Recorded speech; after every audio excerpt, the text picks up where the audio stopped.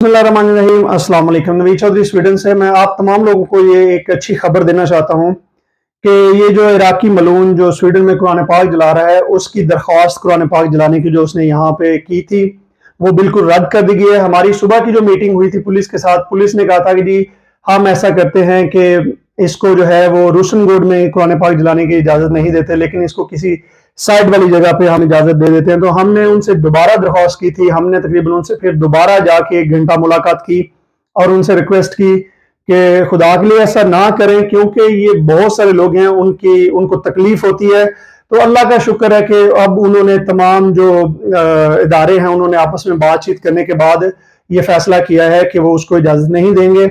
लेकिन हम अपनी कोशिश जो है वो उस वक्त तक जारी रखेंगे जब तक स्वीडन में इस चीज का कानून नहीं बन जाता कि कोई भी मजहबी जो किताब है उसको जलाने पर पाबंदी हो। तो आप हमारे साथ रहिए, इंशाल्लाह हम इसको जरूर